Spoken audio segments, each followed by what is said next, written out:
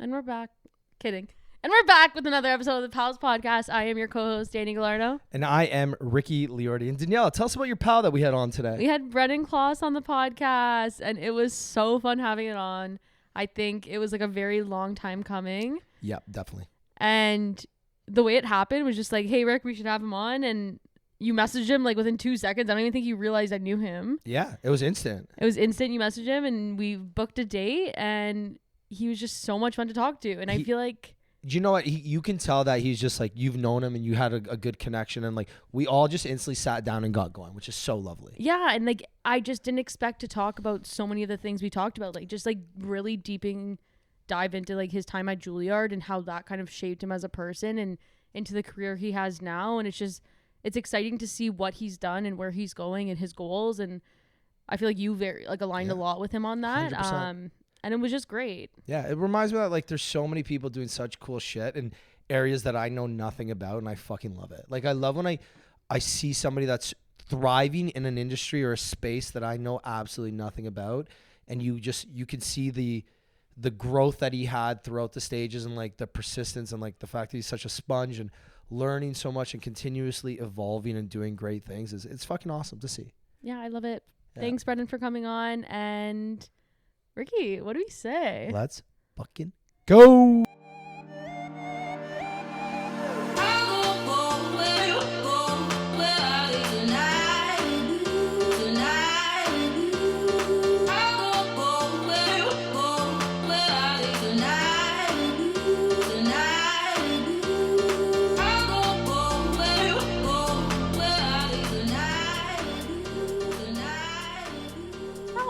Welcome to the podcast, Brennan. Thank you for having me. How are you? I'm good. It's like, I feel like it's been a long time coming. I know. And I'm so happy you're finally here. No, I'm really excited. But like, I feel like last time I reached out to you, I wasn't even on the podcast either. It was Ricky and George. I was going to say, you were more of like producing behind the scenes. Yeah, like, I was helping out with talent. them. Yeah, okay. Doing all that. And then basically George left and I joined Ricky. Wow. How long have you been co-hosting now? Gotta be about 2 years now, give or take. Oh, okay. So this isn't like recent. No. 2020. Well, think about you've seen 2 full studios. Yeah. We Like changed you did a couple lot. at my condo, and then we had a full year in the other studio, and we're almost a year here now, right? Mhm. We're not 10 months here, 9 months here, so. Mhm. Wow. This is a dope studio too. Do you know what? This one's, it's a little bit, it's still a work in, it's always a work in progress, but Everything's we're always there. a work in progress. Have you been on many podcasts? Yeah. And more so like recently too. Yeah. I feel like I had a couple projects come out this year, and so that's so a part of the like press junket push now podcast. So it was, kind of my first time. I mean, I've like done a few over the years, but yeah, a lot recently. They're fun. It's a little different than your typical interview because it's more long form. Whereas like, let's say if you go on a radio or TV interview, it's 3 to 5 minutes. Well, max. and that's always the thing I struggle with. Like, I'm a blabber, so podcasts, I feel like that's the medium for me. Perfect. Versus like, doing a TV hit. It's like you only get 2 minutes on air, and so your answers, you want to like tell a story but wrap it up quickly, but without talking too fast either. Yeah, and I'm like a chronic side stories, and I tell a million stories to like tell the actual one that I was. Well, you know what I mean? we love So side stories here. First off, before we get into, I want to know, how'd you guys meet? How do you guys know each other? I was thinking about that on my way over here. I think it was when I came to Western. I was thinking about this morning because I knew Ricky was going to ask this question. Yeah. And you came to Western homecoming. FOCO. FOCO. Yeah, that's what right? it was. Like it wasn't a HOCO year. I had a whatever. pre at my condo Yes. with Becca. Yes. And I have so many videos from that day still. They keep popping up on Snapchat memories. memories? No. Literally. And me too. And that was my like trial by fire with like a Canadian university party. Like we just didn't do that at the university I went to. Like okay. Where'd you go to school? You got to tell Ricky from the start, like, where did you go? What did you do? Because Okay, like, so- you have a sick story. Okay, so I grew up dancing competitively With Lisa Marie. with Lisa Marie. Yeah, and Brooke. Yes. So it was Brooke that I was Jameson. coming. Yeah, Yes. Brooke Jameson. So I was coming to visit Brooke at Western. But then because it was like the whole CDC group of girls that were all friends, that then you were like in that group. Then I came out with all of you that day. Anyways, grew up dancing, and then I went to Juilliard in New York City for dance. Oh, damn. But so that program is like really small. Also really prestige. Yeah, but I know but so nothing we about just, dance, like- but I know Like, that he's one. good. Isn't that Save the Last Dance? Yeah. Juilliard? Yeah, okay. And there's I'm actually another impressed you one, knew too. that. I know. Save the Last Dance. I know. I always remember my boyfriend's brother, when I went over one time, I was wearing my like Juilliard alumni hat, and he came up to me and was like, Juilliard alumni. What's Juilliard? And I was like, It was very humbling. Just because I feel like it is sort of the like, you know, you drop like Harvard, Yale. It's like it kind of carries that name, and I do assume people know it. Anyways, I know zero about dance, and I know what Juilliard is. So because it's been in movies and it is the dance school in North America. Yeah, literally. So I went there, and we just never had like we didn't have any sports teams. We don't even have like a mascot, so there was never like a big football homecoming party all day. Yeah, fair enough. Yeah. Okay, so what's it like when is it like what you see in the movies where it's just like, you know, let's call it like, is it just dance, home, like teachers yelling at you? Like, is it, what's it like? Because again, I know nothing about dance. I'm the complete opposite end of the spectrum when it comes to knowledge of dance. Is it like what you see in the movies? Like strict, you know, I think about Save the Last Dance, for example, with like the nails bleeding on the plies and shit. Like, is it like that? Yeah. Holy fuck. Okay. Yeah. I mean, yeah. Honestly, yeah. And, it's not like school. It's like a boot camp, but permanently for 4 years. And like your whole life revolves around your art form. And like the schedule there, I thought when I went there, because I was very like math and sciencey in high school, and thought I was going to go into like biochem and a Canadian university. And so what really sold me on Juilliard, well, not what really sold me, obviously it's an amazing school. Yeah. But they have a program, like a partnership program with Columbia.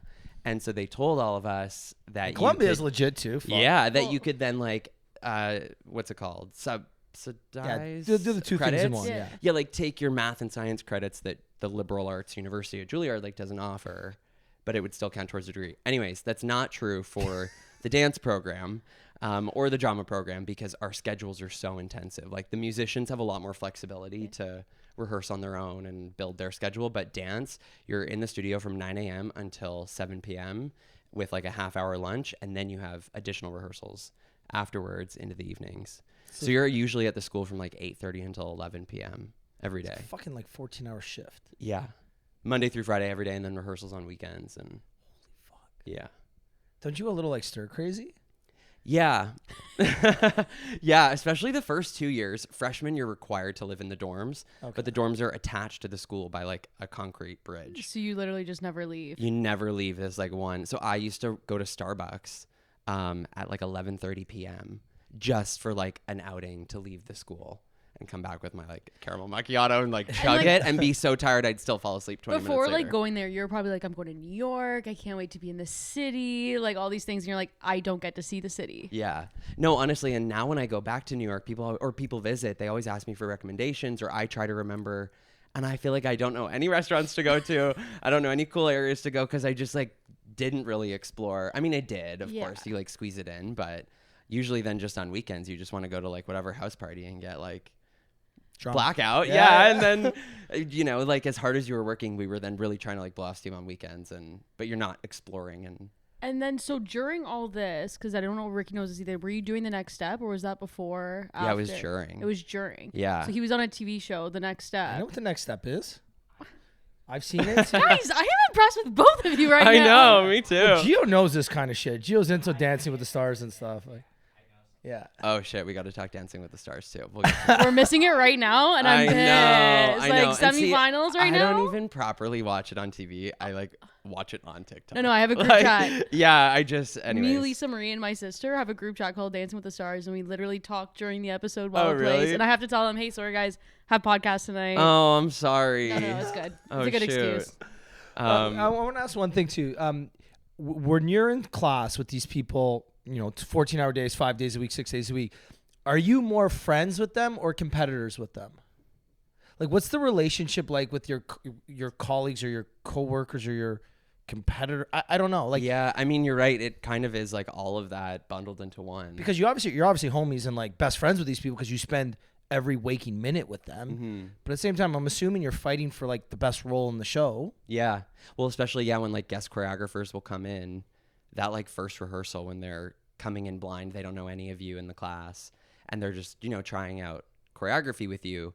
It becomes very like you're pushing to be in the front. You know, it like sends me back to dance competition days. It like switches and gets very competitive. But then like daily when you're in class or like academic class, you know, there's only 24 of you and you're all living away from home, and you feel there's a part of like feeling really special, and you know, you're all at this amazing school and living in New York, and yeah, you do feel a part of something very special, so it bonds you. Yeah. But then also you're competing for parts, and yeah, it's cool because again, in most other sports, and I dance is definitely a sport, and dance is a team sport as well. Yeah, it is definitely a team, but it's also kind of individual. Like call a spade a spade. You're all competing individually to be the best performer on the team. Whereas a lot of other team sports, you're all working together for one unique goal, right? So, yeah, or like a lot of team sports, you have your like assigned position. So you like know where you fit in the structure of the team. But at the end of the day, I feel like once you're assigned that position, I guess, in dance, like your role in whatever the dance is, you then become a team to make it perform. You're right. Like, or if you're competing, like you're competing as a team, you want to put on the best performance for your team. Or if you're doing some sort of performance, you want the best performance for the company. Mm-hmm. I got a question for you. What's one thing that you would go, knowing what you know now, and being out of Juilliard for so many years, what's one thing you would tell your younger self entering like on day one? You know what? I was given really good advice from an upperclassman at the school who I knew growing up, from CDC actually. And I would give myself that same advice. That was really, really good advice. And it was just to be a sponge and absorb as much as you can, like without judgment, whether, it was working for your body that day or not. And just like absorb as much as you could, everywhere you could, say yes to all the opportunities. Because out of school now, there's so many things that I'll like have aha moments about that like didn't make sense to me at the time. And they used to say at school that the body takes time, was like a saying all of our dance teachers would say. And they meant it in like, you're given a correction and it takes a long time. But I think it just really applies to like any knowledge. Like it does take your body a really long time to like learn something. That makes sense. Anyway, so yeah, I would give that same advice to like younger Brennan or any young person going to university. Be a sponge, just like soak up as much as you can. Yeah. What was your highlight of Juilliard? Oh, I mean, living in New York City was really amazing. I want to live there again now. I think the friendships that I made, and this one best friend, her name's Hope, and we're still best friends. I'm actually seeing her in a week and a half. I'm going over to Europe and visiting her. She's been dancing at a company in Germany since school. Love that. Yeah, I'm really excited to see her, but it's been one of those like lifelong soul twin best friendships. And it was like from day one we met in the line for registration and like clicked. And then told both of our parents, we're going to go for a walk in Central Park. And her and I went and walked for 3 hours and talked. And then came back and like went to freshman orientation. And yeah, just from like day one, some of these connections, I think were the highlight and still are from that program. You know what? You're very lucky because it takes most people, maybe not most, but it takes people a lot of time to find a best friend, especially going to a new school, not knowing anybody. Like Danielle went to Western with one of her best friends. I went to Western with one of my... Becca? She came in second year. Oh, really? I thought she always went first year. I thought you were in the same year. Yeah, who are you res with first year? A girl that one of my best friends in Toronto was dating. Oh. I met her like a month before. We both got soggy and like we're like, okay, let's be roommates. We're not with strangers. But then he went to like played hockey in Syracuse, so like she was never there, and then she ended up leaving. So that's crazy. Bye. Yeah, but a lot of people don't find but good then friends. For me, like I met my closest friends Becca Cumming, but also on the dance team at Western. Yeah. That's how I met Brooke first year university, Yeah. like week 3. From there, we were friends. Yeah. Then Lisa Marie and all that. So. No, but what I was saying is like for him to meet his someone like a lifelong best friend, first person you meet there in line is just like it's insane. That's very lucky. Yeah. Like most people, it takes months or years to find these like friends, and you got lucky day one, first person in line. Mm-hmm. Like. I know. Shout out Hope. Really lucky. And the fact Shout that out Hope. going to like Juilliard too and everything, and that's like the one highlight that you can take from it all these years later. Like I feel like that's so special. Mm-hmm. Yeah, of course. Well, yeah, and like the program is so intensive, and I really did feel like after school I had to move back home and like put myself together. But so it was those friendships that you like survive off of, because all of you are having lows at different times. And I remember the second week of school, I had to fly home on a weekend for the next step because the show was still filming. And so they flew me home, and Hope and I had spent like 24 hours basically together for 2 weeks, and I left, and she texted me being like, do you fly back? I miss you so much. I'd been gone like 1 day. And then like, I've been gone 1 day. We've known each other 2 weeks. I know, but it is like, so I don't know. It's the same as when you like book a TV show. It's like fast friendships, and it's like an environment that just, you have to trust people, especially dancing. And like, we were partnering each other, and there is such a like trust, different level of inherent trust that just has to be there. Anyways, but I then was flying back, and she had some drama happen that weekend. And so when I landed at the airport, it was like really late Sunday night, like 11 p.m. And I got a text from her being like, please come to my dorm room when you get back. And I went, and she was just bawling. And I remember like sitting there, and she literally was like crying on my shoulder after knowing each other for like 2 weeks. And I just remember thinking like, this is what friends do for each other. Like, and I'm so grateful to have found someone like you so early. And yeah, so, and we just did that for each other all the way through. So I feel like that's really why. That was like the first thing that came to mind. Yeah. Shout out Hope. Yeah. Shout out Hope. Shout out Hope. And just like, it wasn't like that is probably the first friend I've ever had that was like that. Like, I don't know. I never really found those people in elementary school or high school. Like dance, I found some really great friends, but it wasn't that same like. Yeah, it wasn't that instant connection. Yeah, like, yeah. Me and you are homies. Mm-hmm. Wow, that's crazy. Were you always a really good dancer, or like, was there a moment that kind of like your aha moment that you realized you were good or great? And don't give me the I'm not as good, blah, blah, no, blah. I was always really good. Okay. Yeah.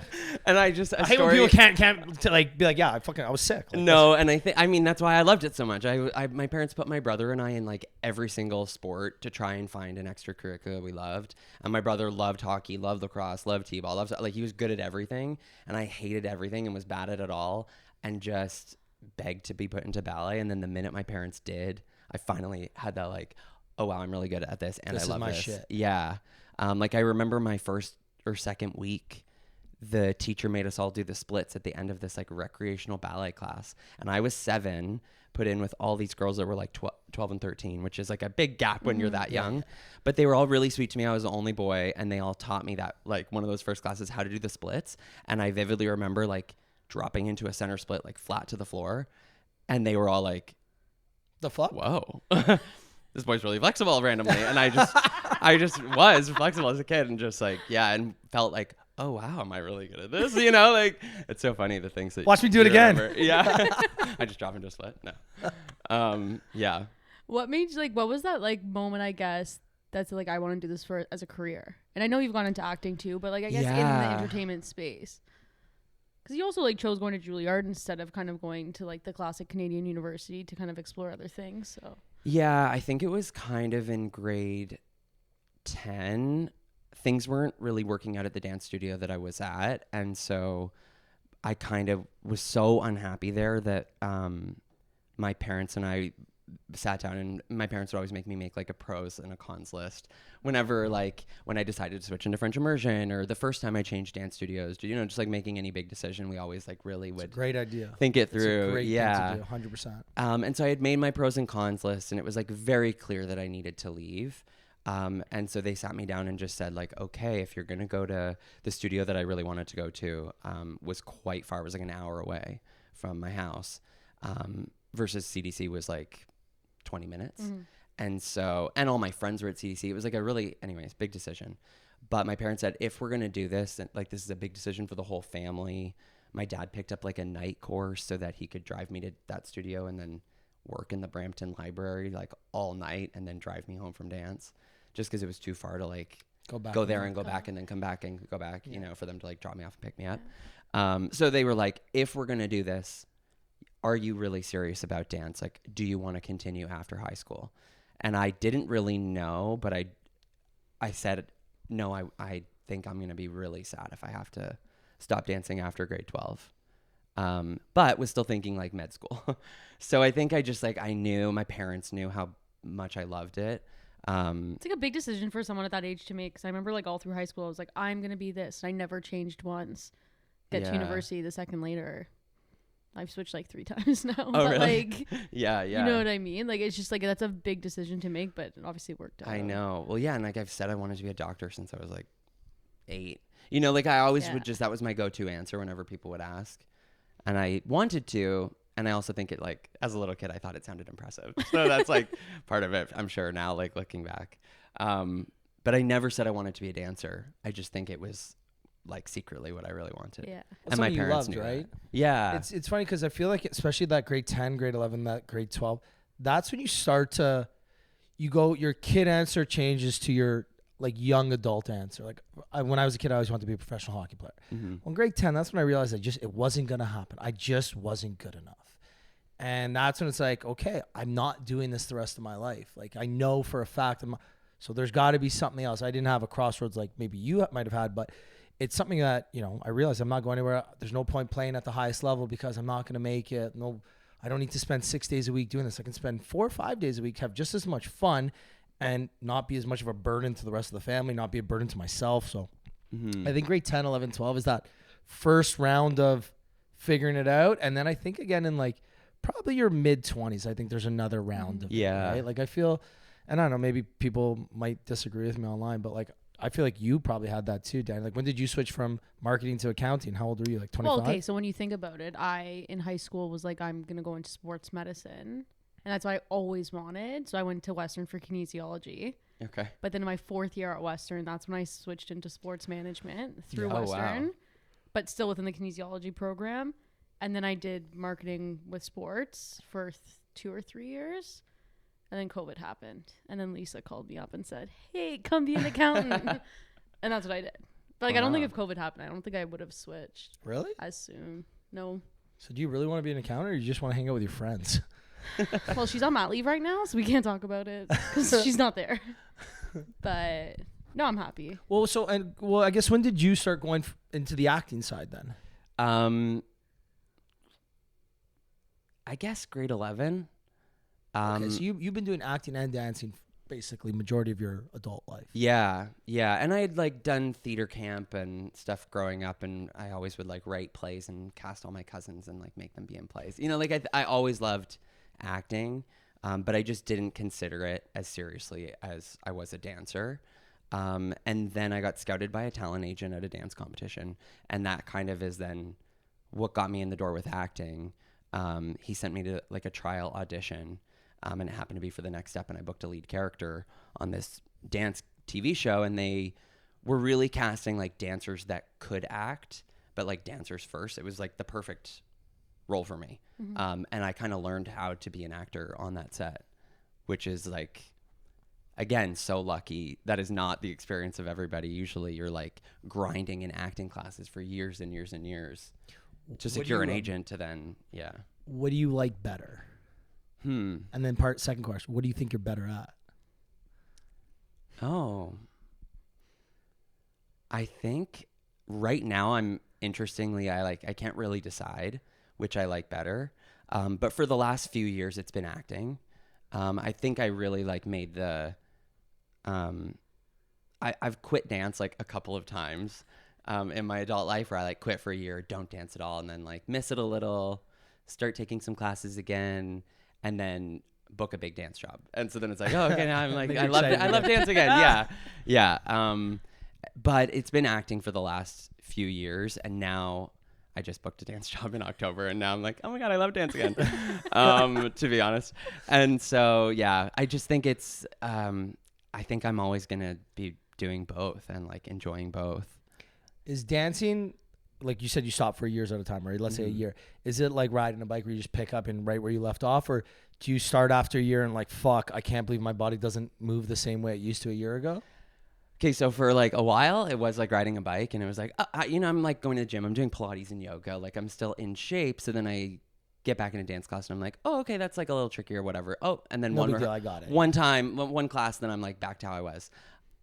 Now is the first time, now that I'm in my 30s, where I'm like, oh, that's gonna take a while to get that back. I can't just step up and do the splits like I could when I was 7. I can still do the splits, but it's all the yoga. But like pirouettes, for example, like I've always been a really good turner, and then kind of in the last like year, I haven't been taking any ballet class. And then this fall, booked this dance job, went to do a pirouette, and was like, woo, I'm really dizzy. That's weird. Like I need to refigure out how to That's not what's supposed to happen. Yeah. It was like, it really kind of threw me for a loop. Do you like when you get the opportunity to mix acting and dancing together, or do you kind of like separating it now as you get older? I think when I get to do both, it's that like Juilliard feeling of like, I am the only one in the world that could do this. Like there's something that feels so special. It's how The Next Step felt, and it's how Tiny Pretty Things felt too. And Tiny Pretty Things, they told us they did 6 rounds of international casting to cast the 6 of us.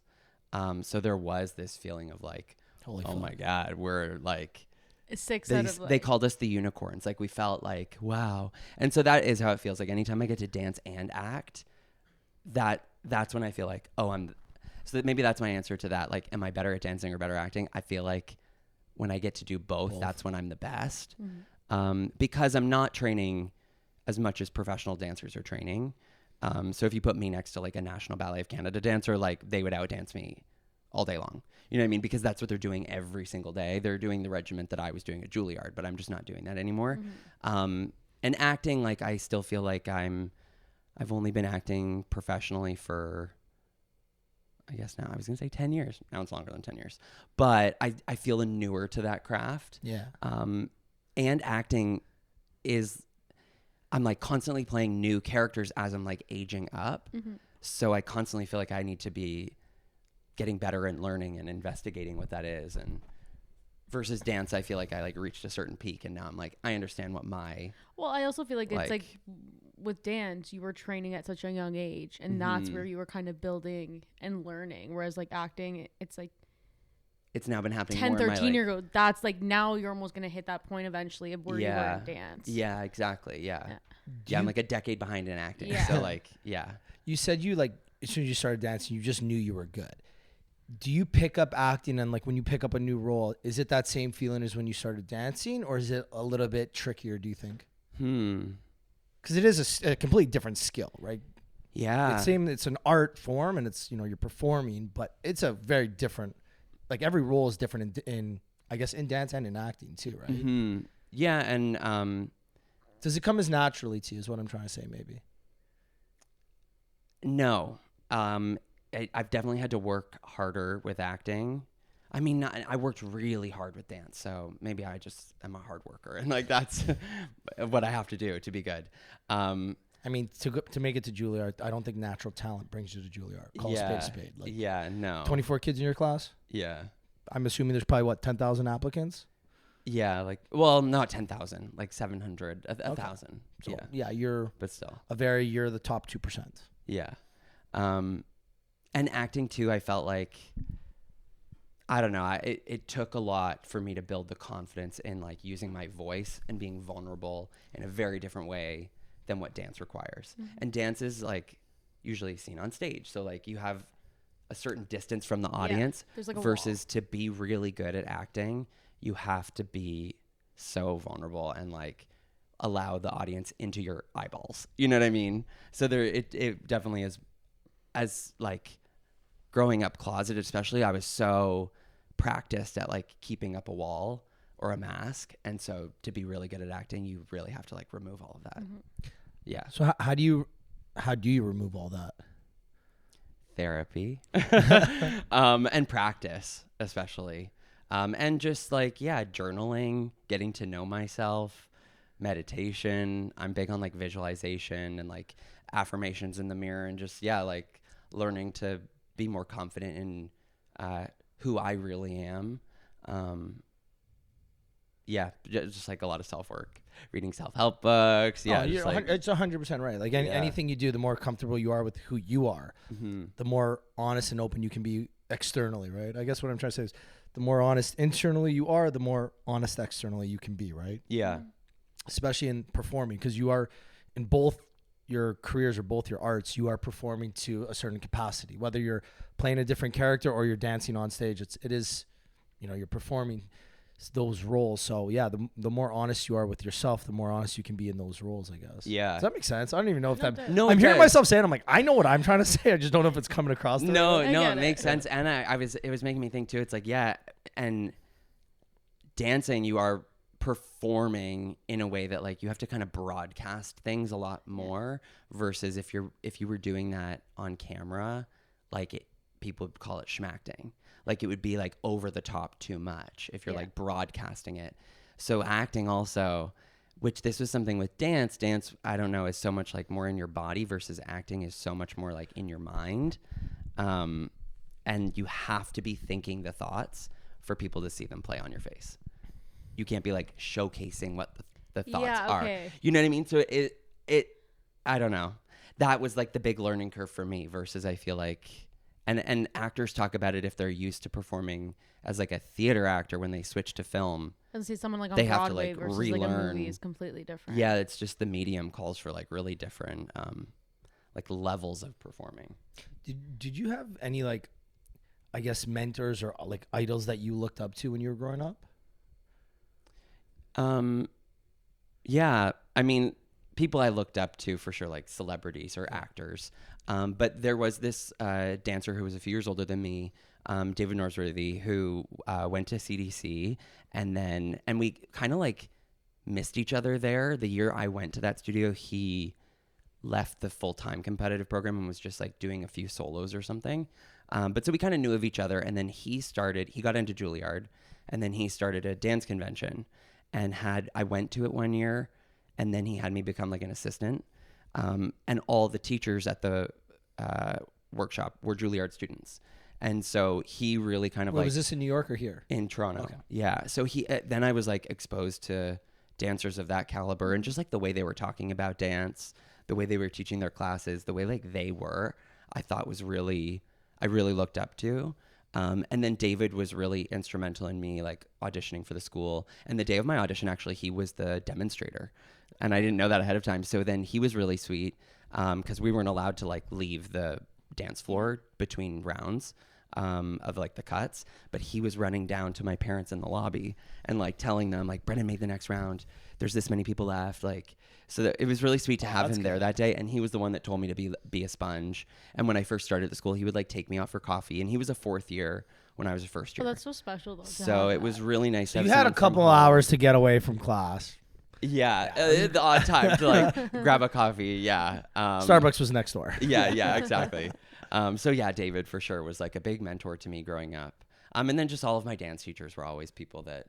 I feel like the dance community, because you spend so much time together, you're very close. Like I consider dance like almost like swimming, where it's so tough on the body and so tough on like the mind, and you know these milliseconds make such a big difference. Or like, I guess in dance, like if you're half a second late on a move, like that's a long time. It's like in swimming, half a second's the difference between winning and not winning.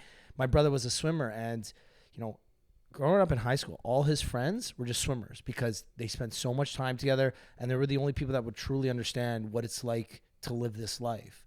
Like, I just can't picture you being friends with someone who didn't have a 17-hour day and trying to like relate to them in life. They're like, oh, I had such a tough day at school. You know, I had 3 back-to-back-to-backs. And you're like, bitch, I just fucking sat in my recital for 14 hours straight, working my ass off, physically and mentally drained, right? Yeah. So I feel like the dance community is very tight-knit. Yeah, and you're spending all your time with these people. And like I was saying before, there is just like a different level of intimacy, I guess, just with everyone involved. Even like your teacher, they like know and they're like, you know, correcting and touching you and like dealing with the psychological side of it too. And you really do get to know each other. I just went for a massage, and he was like touching, and it was a male masseuse, which I typically don't have. And he was like touching me in a certain area, and he's like, "Oh, are you uncomfortable?" I said, "No, not at all." And I honestly think it was because of dance. Like, didn't matter what you were doing, you just got so used to someone touching you everywhere.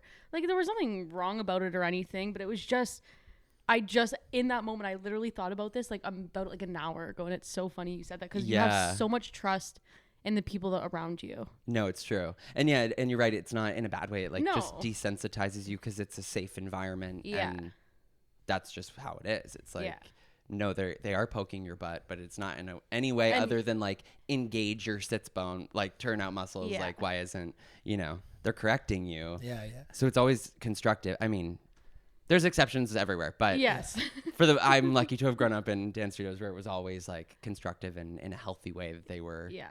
Well, you know, there's like that whole dance mom situation where she's like getting canceled or something because she was like treating the kids bad or something. Oh yeah, not dance mom. drama in the dance community. Oh yeah, there's There's tons of 20 times worse than that. sexual going harassment on. lawsuits and things coming out. We're not gonna get into that. We're not gonna get. One thing I did want to ask you: how'd you deal, especially because your mind is so engulfed in dance in this art world, this art form? How'd you deal with the negative criticism? Did you ever have a point where you're maybe thinking about quitting because you're not getting to that next level? What's it like to, I want to say power through? I don't want to say power through, but to leap those hurdles. Or maybe you just did it. Maybe you're just that fucking good. You just kind of sailed your way to the top. No, I was trying to think of a thoughtful answer that wasn't too dark, because it does, for times it was sort of I hated it and was just doing it every day because I had signed up for it and paid so much money to go to this amazing school. But and you told your parents you were going to do it. Yeah, and just didn't know what else I would do. And I'm here and I need to be grateful, even though I don't feel grateful. And all of us, I think in the first year, term 2 in February, there was 5 of us talking about leaving the program. I think it just, I'm sure that's that way at most universities. What was your question? No, I'm saying how'd you leap the hurdles of struggling to maybe get to the next level, or when you're having a tough critic, or maybe you're not advancing at the level you normally would? Because again, when you were young, you were always amazing at this, and then you're at the top level. So at the top level, it's not as easy anymore, right? So how'd you deal with that? No, you're right. And that was a big thing at school, because and our professor put it in this way, you're all the big fish from all the ponds, and now you're in the one small pond, but it's all just big fish, and it's too crowded, and it is a real shake to your confidence. 100%. And yeah, I worked really hard. That was just always what I would do. And it went too far. When I went into the program, I was a competitive dancer, and most of my class were people from ballet programs only. And so they just had way leaner musculature.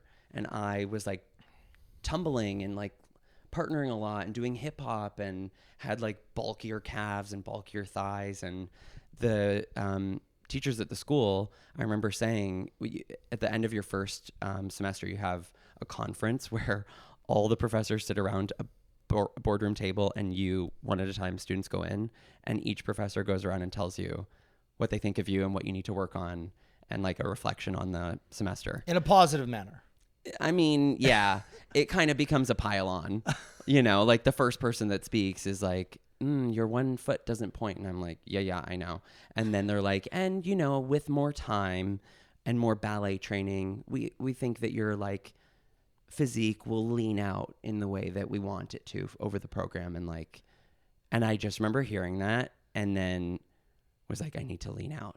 And I went way too far, where I was dancing all day, and then I was going to the gym and doing the elliptical for 2 hours every single night, and going to bed hungry and being that was a good day. It got bad for a while, but I was just I'm going to work so hard to be. And unfortunately, then I did get picked for the parts, and my teachers were oh, wow, the training's really working. And I was I'm not eating.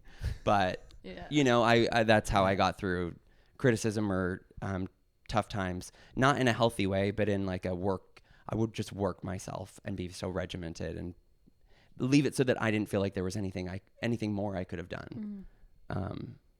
Is there anything you would have done differently? All of that. Yeah, for sure. Now, it's easy to say that now looking back. Yeah, but it's the hardest thing. I stopped really dancing. I wouldn't even count university, but in high school, but body image is one of the biggest thing dancers deal with. And I can't even name on my hand how many friends I had with eating disorders. Mm-hmm. But it's what do you say? Someone don't have it, but when you're staring at a mirror for literally every single day out of the week, it's impossible not to. And then someone telling you, or you start noticing this person got the part, they're 5 pounds lighter than me. What can I do to change that? So yeah, it's hard. And especially the women getting lifted all the time.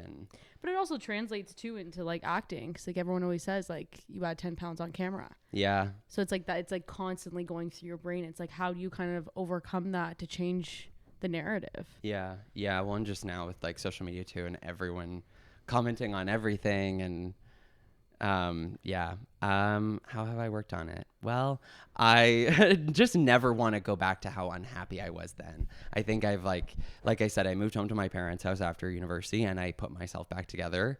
I went to therapy.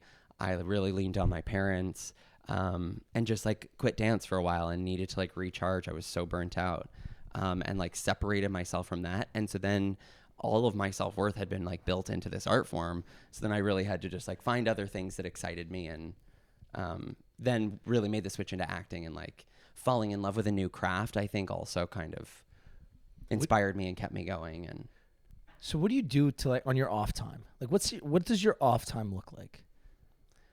Laying on the couch, scrolling on TikTok. That's it. Just like completely just shut down, just kind of take in I think I'm like a person who I love working so hard, and like 24 hours a day I'm like dedicated to whatever project I'm currently working on, and I'll go really, really, really hard for like a couple months, however long the contract is, and then I'm like in complete veg out mode. Like now I strike a balance, and it's one extreme to the other sometimes. I was literally just gonna say, do you consider yourself an extremist? I think so. As I'm talking, I'm kind of realizing like, There's nothing wrong with that. A lot of like very successful people are. Yeah, but when I'm not on a contract, I'm getting a lot better at like still doing, a workout and still training or reading books about acting or doing a self-tape, and then making time for my family or hanging out with friends or coming on and hanging out with pals, or like filling my cup in other ways too.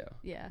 Okay, so we talked so much about Juilliard, which I'm so shocked. So am I. We started talking talking so much about like that part, which like I don't hate it. I'm sorry, I also got like quite vulnerable and a little dark. No, it's like amazing. Like I'm so happy we actually like, because like I feel like I've known you for so long, but I just didn't know that much and that like much into detail. So it's like nice and refreshing to hear. But like, let's pivot into like the acting side of things, because I feel like you're not only acting, but you're producing now too. Yeah. I just produced my first movie. How was that? Yeah, I kind of fell in love with producing. Now, honestly, I had a meeting with my my team today, and I said to them, like, okay, this is the 1 year, this is the 3 year, this is the 5, this is the 10-year plan. I like to have my goals.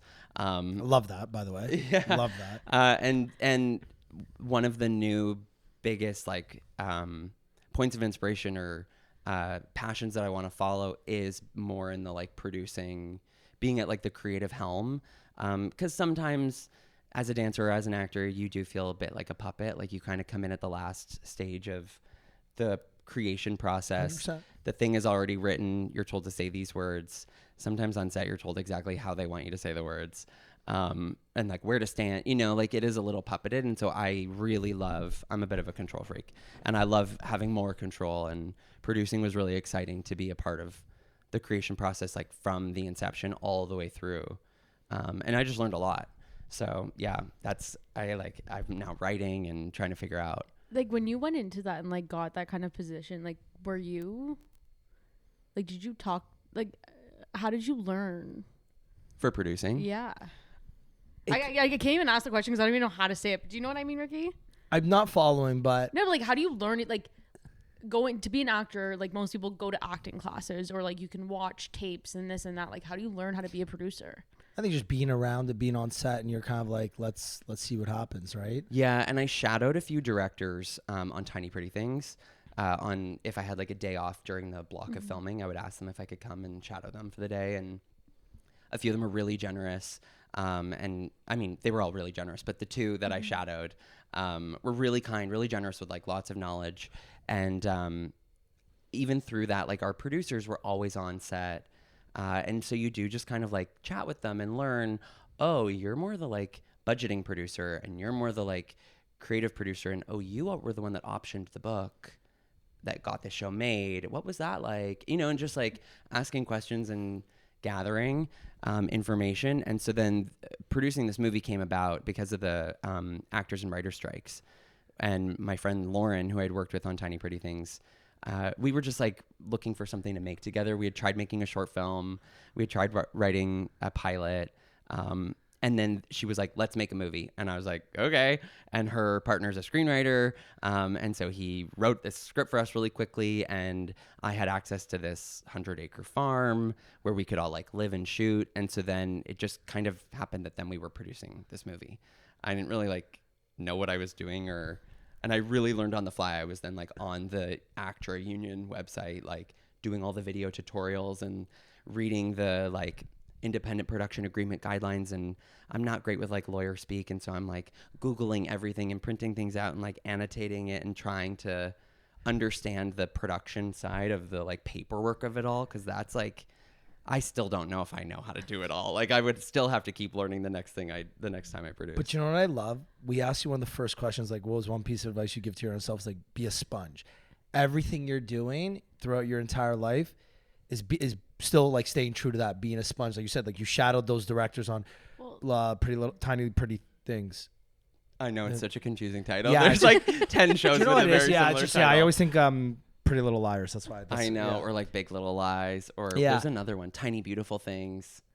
Oh my God. I don't know. If people recognize me in public, they're always like, "I loved you on that show, Pretty Tiny Little Beautiful." And I'm like, we know what we're saying. We gotcha. Thanks you for watching. No, but that like it's I love that because you've stayed true to that. You know, always be a sponge. Like keep learning and keep doing that thing, and you know, obviously it's paying off and it's working. So I think that's like a good lesson to anybody listening. Like, hey, never stop learning. Like never think you know too much or you're too good to shadow or to pick up new knowledge, because like knowledge is so fucking powerful in anything you do. Yeah. So that's fucking awesome. Well, I think that's where like my question stemmed from too, because like how many of like actors on set with you actually did the same with the directors? Probably none. On that show, I don't think none. So it just shows like the kind of person you are and kind of like where you want to go in your career. Which kind of leads, like, I know you said you 1, 3, 5, 10 years. Can you share any of those goals with us? Yeah. Because I'm very like you too. Like every December, January, I sit down there and I have a Google Doc and I just keep updating. And I'm, again, very like you. It's like I write down everything. I split up my life into all the things I'm doing and I have goals for everything and I reflect on them and I check them out. But even me right now, I'm struggling on my goals next year. I have no idea what I want to accomplish. Like I'm so I don't want to say lost in my goals. But people ask, like, what's the next step for you? What does next year look like? And I have no fucking clue. Like, I know I'm aligned on everything I'm doing. I'm right where I need to be. But I feel like next year, for me at least, I've got so many cups that I'm filling up and are, you know, I don't want to say almost full, but like I don't even know what I should be aiming for next year. So maybe if you share yours, I might have some inspiration. Yeah, well, and like, thank you for saying that, because I feel like that's how I was feeling this summer. I was feeling really lost. I had a bunch of projects that I was anticipating coming out that I had shot. They all aired in like the late spring. And then this movie that I had been producing and working on for like 2 years, then we attached a distributor and they were then like handling it. So I was kind of like, oh, what am I doing now? And I've been so like head down working on this movie. And now what am I doing next? I don't know. And like auditions kind of dried up, as they do, like, you know, from time to time. And I was just like, what do I want to do? I don't know. So I, just did a lot of like gardening and yard work and other things that I was really enjoying. But I felt like I was just like digging into my own mind. Like, what is it? Asking myself. And I was doing the Artist Way, which is this like workbook, a 12-week workbook. And one of the biggest things is every day you do these morning pages where you like stream of consciousness, write 3 pages. I'm not consistent with it at all, but when I'm feeling lost, I really try to do it because I do find things like reveal themselves in the pages. And so what I've kind of arrived to is that after producing, loved producing, but I think I really would like to direct next and like write and direct something. And so the next like 1 year goal, I've written a draft of a script and want to write and produce, or I've written it, direct and star in and produce a short film that I would then like take to festivals, but use it as a proof of concept to develop into a series. And so that's the like 5 to probably 10 year realistically, well, hopefully 5 year plan is to have a show greenlit that I've like written, directed, and maybe would star in. Wow. Yeah. I fucking love that. I love it. And when I say it, I get like very nervous. You know, like, very impressive. you can tell you really want it when your heart starts like Yeah. pounding and you're like, I'm scared to speak this out loud in case it doesn't happen. And I'm going to feel so disappointed if it doesn't. No, but I also think speaking things into existence is part of like manifesting, right? Like, And the reason I ask, because part of me thinks I'm exactly where I need to be and I should just keep doing exactly what I'm doing. And sometimes you don't need target goals to keep going in the right direction. Sometimes you know you're going in the right direction, just have faith that you're doing the right things, and you don't need those targets. You just know that you're going in the right direction. And I'm very, I need those targets. I need to hit this, I need to hit this, I need to hit this. Well, I'm at this crossroads where, am I okay just keep doing what I'm doing? And maybe I don't need to create a new goal for next year. Maybe the goal for next year is the same goal as this year. Maybe I don't need to grow. Maybe, growth is also just maintaining this. Or refining. Yeah. So it's so tricky. And anybody that's like, I feel like you're kind of very goal driven like I am, where it's like, hey, I just like bouncing ideas, because I'm at that point where it's like, I've got a date in December that I'm going to be writing my new goals. And anytime I think about something, I'm like, okay, let me look at my goals from last year. And I was, I had a great, goal wise, I had a great year. And I'm thinking, I'm like, okay, beside this, what's for next year? Like, I don't even fucking know. Like, and yeah, this is random too, but I did a Q&A on Instagram last night, and everyone's like, what are the goals for 2026? I'm like, beside running marathons, I have no fucking other goals. Like last year, if you would have asked me in November of last year, I had so many. I was like, yeah, I'm going to do X, Y, blah, blah, blah, blah, blah, blah, blah. And they just came so naturally to me. Now it's like, fuck, I don't know. And then it's like, okay, well, what do my 5-year goals look like? Because if I don't know my 1 year, my 3 year, fuck, I definitely don't know my 5 year. So very interesting. So I'm going to. Well, and I do think it's worth saying, like, I go through phases too, where like what you're saying, where you have like aligned action, where you're really aligned with like the path that you're on. And I've been in stages like that, and you do just ride it out. Yeah. And then inevitably you will come to like a crossroads or like the end of that chapter. And that's where I feel like I'm at now, and why this like goal planning session and like soul searching of like, what do I really want to do next? I feel like that was important for me this summer to do that in a bit of a lull with other work. But now I'm hoping to get into what you're in, which is just like aligned action, and get on the next track and then like ride that out. Yeah. Yeah. It's nice, but it's definitely different for me. Like I'm just, even talking about this now, I keep thinking, I'm like, fuck, I don't know what the big goal is next year, but there's something nice about not having to change anything. Just like keep this momentum and keep this wave riding. I just know I get complacent unless I'm chasing something. And like, I know there's a lot of people that are like me, where they need that finish line in order to achieve it. Another example is this year I want to run 1,000 kilometers, and I'm so close to the finish line that I know I'm going to get there, that I almost don't care to get there because I know I can. Oh yeah. You know what I mean? It's like I'm at 920 and I've got 45 days left. Like it's nothing. I know I can do that with my eyes closed. That I almost don't want to do it because I know I'm going to do it. Yeah. So it's like this weird, like today I ran, I hated it and I wasn't enjoying it, and I'm just doing it because I know the goal is there, but I'm like, I could run, like I can do 3 20K run or 4 20K runs and I'm there, and that's not even one a week. It's one every like 10 days kind of thing, right? So, yeah, I'm going to, actually, this is another good question. When you have those, I don't want to say dry spells, but those, let's say, non-goal driven days, what do you do to get you out of it? Sometimes I just sit in it, honestly. Sometimes if I'm really honest, yeah, and I just have like a do nothing day, and I'm trying to feel less guilty. That's a part of it is that I'm really working on not feeling guilty when I'm not productive. So you're when still working on something. Yeah. Well, I guess so. Yeah. So I'm still working on something. Damn it. Yeah. Yeah. Or I just try to like still check my boxes of like, okay, did you move your body today? Are you living in a clean space? Are the cats fed? Like, did you eat today? Like just checking the like, am I a surviving human today? Yes. Okay. The day is a success. I lived the day. Even Which if is it still wasn't a win. like Hey, the little wins are still wins. Little wins are still wins. I'm trying to get back. I used to journal a lot, like religiously. And I stopped journaling earlier this year, and I'm trying so hard to get back into it now, especially because, I know the year's coming towards an end and I want to just realign my new goals. And even journaling, I'm not creative in, and I'm not like, I do the 5-minute journal. Like that's my easy journaling. And I'm trying to get back into it. And every day, I just read the last 5 entries I have. They're almost the exact same to the T, even the way I fucking write them. Oh, really? And I'm like, I need to figure. So I have a plan for next week to change things up. But yeah. So do you want to stay in Toronto? Oh, great question. That is a great question. Well, I just like obviously like I know a couple years ago, like even just like filming in Toronto became such a bigger thing. Yeah. Obviously there is some crossroads here and there when it comes to that, but like would you go to New York, LA? Like where do you like you I think I see Toronto being my home base forever. Mm-hmm. I'm just I get too homesick, honestly.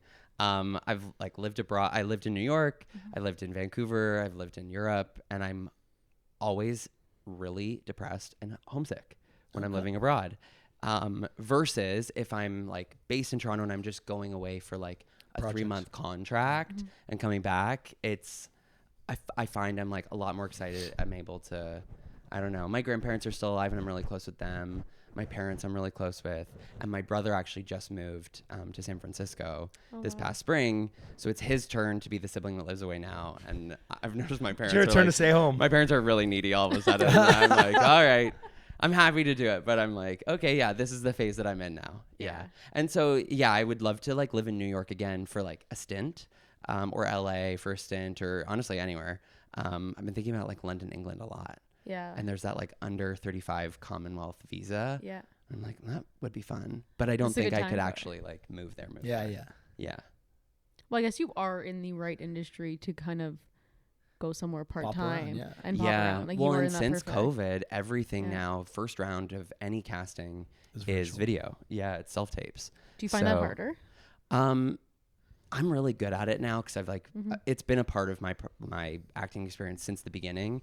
But like my friend Lauren, self-taping is like really new for her, and she's like her whole comeuppance in the industry was in-room auditioning. And so she hates self-taping versus I now have just like a really good rhythm with it. I have my same friends that are always my like readers for the other lines off camera. And I like it because I'm in the habit of it, and I'm not, there's no pressure really. Versus then when I have like an in-person callback, I'm like, holy shit, how do I do this? But so yeah, I can be anywhere. Like I can be up at my boyfriend's farm. We like live there all summer, and I could self-tape from there because I could be anywhere. Yeah, kind of gives you the accessibility. Yeah. We are nearing the end, but I want to ask, let's say there was a movie written about your life. Who would you want to star as you? Could be anyone from any point in time. Oh. And I'll be honest, you're one of the first person that I don't have an answer already given in my mind. I know. And so, see, that's what I was about to say. I was like, well, do they have to be able to dance? Because then it like, and I think if they're playing me in a thing, they would have to be able to dance. So, and act, and carry being a lead of a movie. I don't know if I have a short, like of a one person that comes to mind. See, I don't know much about dance, so it's like the only one I would know is like Channing Tatum, but I don't think that gives your vibe. Yeah. No. Love him. But love him too. No. Yeah, he's just more, I mean this respectfully, beefy.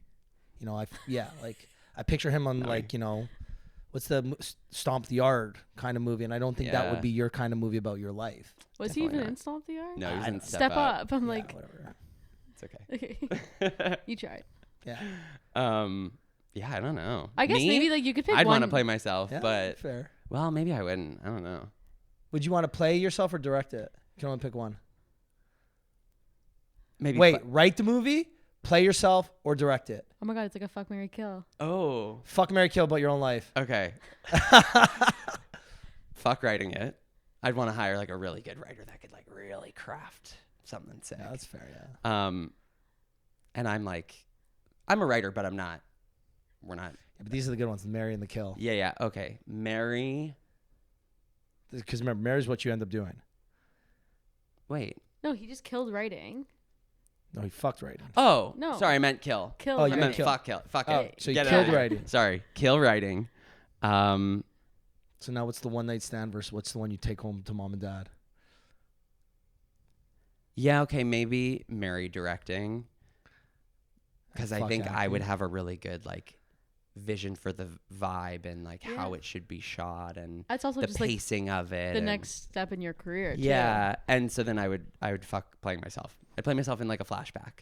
Hey, maybe that's what it is. I love in it. the He's got a movie. cameo in his own life. Yeah. A cameo And in then his own we'd life. cast like a younger, or I'd be the flash forward. I'd be like the end of Billy Elliot, and then we'd cast like young Billy to like play me the whole beginning. Oh, that's of the movie. good. I Yeah. I know who your actor could be. Who? Timothée Chalamet. he could learn how to dance. I think he can dance. Timothy Chalamet. Whatever. Chalamet. Yeah. Or Jacob Elordi. Oh, maybe. But they're like my age. Yeah. Oh, Whatever. But are we? I guess I'm it could thinking be it's more of a movie about your life right now as you're Oh, living okay. it. Then if it's right now, see, I Okay, was trying to any think point in younger time, than we me. can make them Yeah. CGI, CGI. AI, Also- whatever. Hey, yeah, Timothy's amazing. Who's one person you'd want to collaborate with? Oh, And in what capacity? I have a lot of people. I feel like.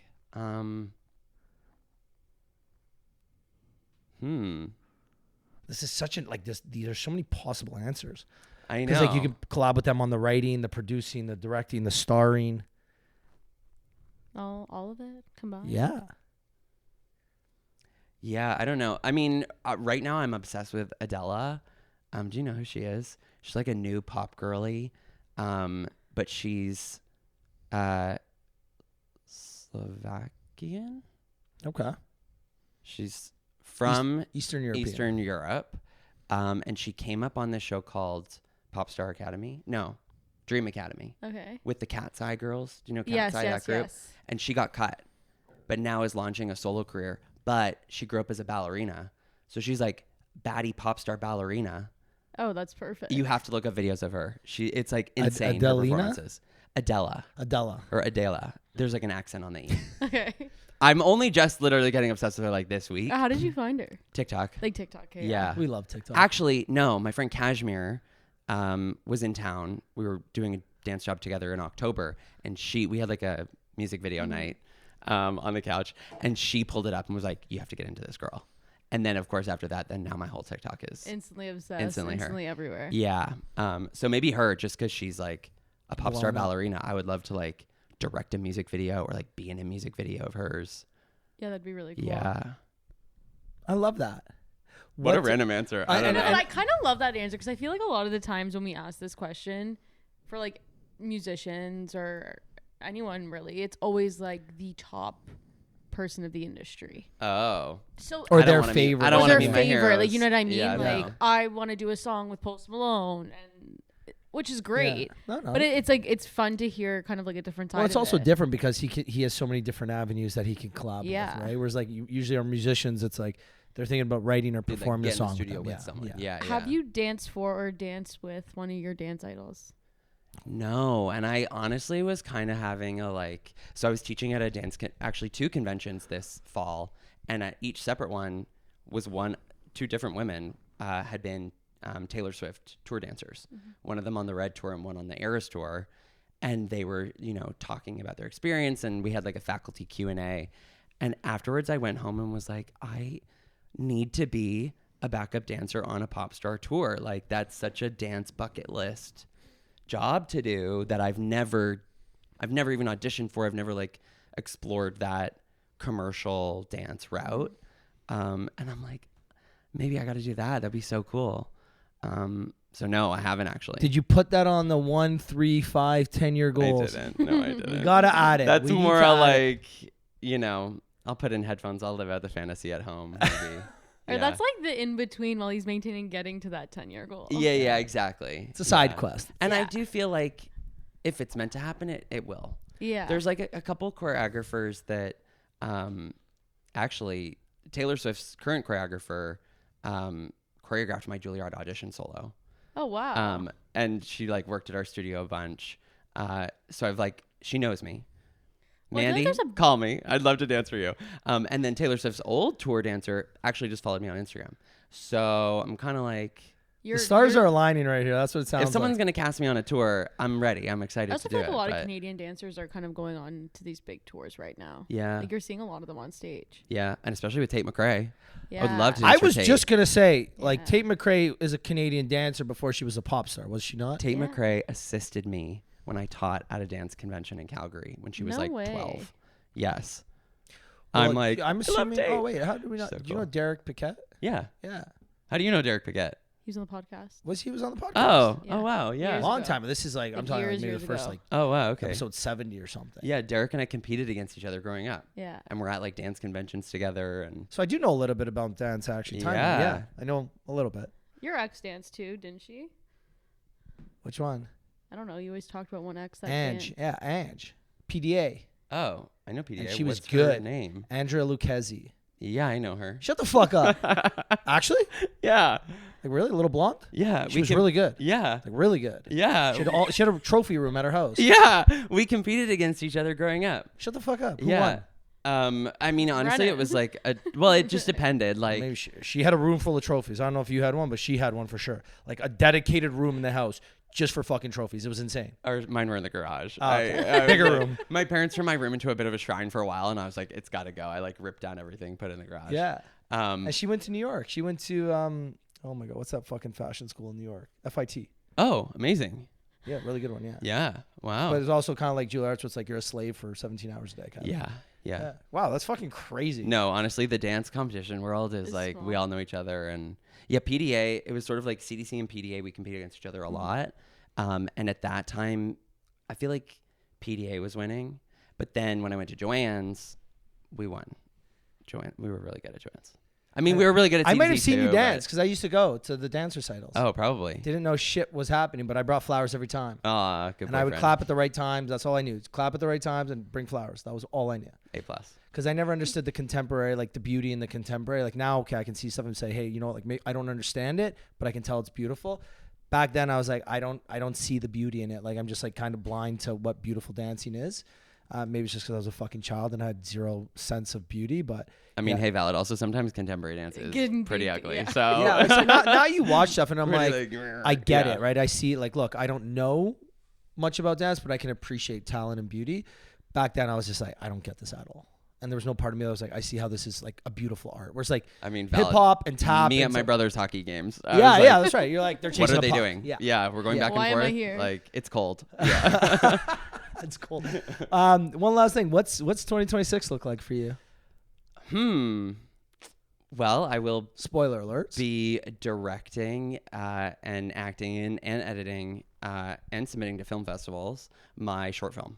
So that's really amazing. like that's the pour myself into the next. Can you give us like the theme, the topic, the vision behind this or no? Yeah, sure. Its genre is like gothic body horror set at Juilliard Dance or a conservatory-like program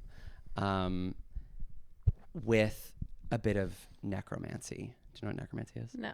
I'm glad he asked you, not me. It's well, I don't want to be. I don't. I got no fucking clue what that is pitching either. it. I was pitching it to my parents 2 nights ago, and I said necromancy, and both my parents were like, Huh. I was like, do you know what that is? So it's like communing with or reanimating the dead. It's like dark witchcraft, but wow. specifically to do with like the dead. So it's like a spooky, at least I mean, the script, there's quite a lot of comedy because I want it to be grounded in like present day, how we speak, like how you would speak to your friends at Juilliard. But then it's also this like Dark. build Dark, a yeah. ballerina Frankenstein-y body horror. Oh my Yeah. god, I love that. Okay. I cannot wait for this. Yeah, I'm really excited. What's the about title? it. If you can you share? Legs and feet.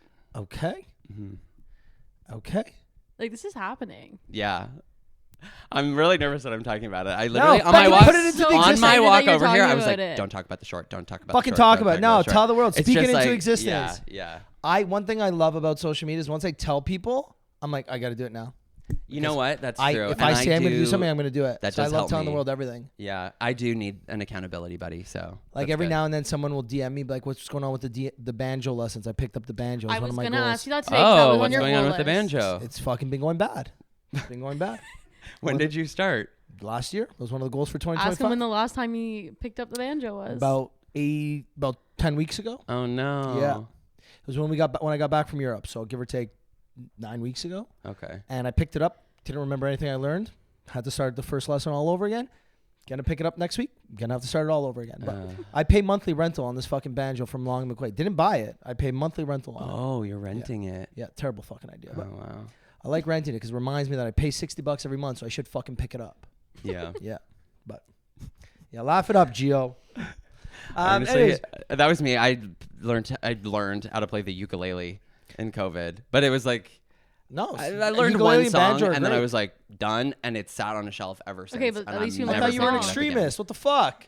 Hey, I went hard for like 2 months and did it and was like, this hurts my fingers. I'm over it. Imagine the next time you go for like an acting gig and they're like, we need a dancer, ukulele player, or like guitar. actor. Like I'm sure I could pick up guitar. I should get back into it. I should learn an instrument. Can you sing?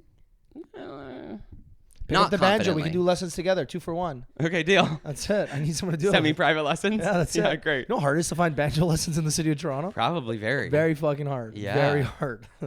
Wow. Brennan, appreciate you coming on though, man. No, this was so much fun. It's yeah, thank you for having me. If people want to find out more about you, what you're doing, your new movie or your short film coming out next year, where can they go? How can they find you? My social media handle is @Brennan Clost on everything, Instagram, TikTok, and YouTube. And follow him on TikTok. He's a lot of fun. Yeah, I love TikTok. And my email's linked on everything. So if you want to get in touch and collaborate, I love that. Email Dropping me. emails. I love that.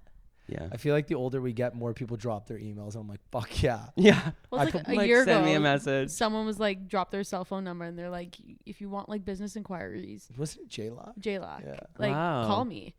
And we're like, fuck yeah. We're like, okay, you know what? Yeah, like that's great. Well, because like you think about the people that are watching this that are then actually going to be like, oh, I would actually like to, like, you're not going to get all the spams. You know, it's like only going to be people that really are and interested. the people that make hopefully. it to the end, you know, they genuinely like are very interested and they truly care. Yeah. Like, most people drop off like the 45-minute mark, the 50. The ones that make it to the end, it's like they fucking gave a fuck. Yeah. They were fucking tuned gave in. a fuck. Yeah. Anyways, Brennan, thank you. Obviously, Danny, thank you. Thank me, I guess, too. Fuck it. If you made it to the end, we thank you. Thank you. Yeah, we appreciate you guys. Give Brennan a follow. Give Danny a follow. Give myself a follow. And we will see you guys next week.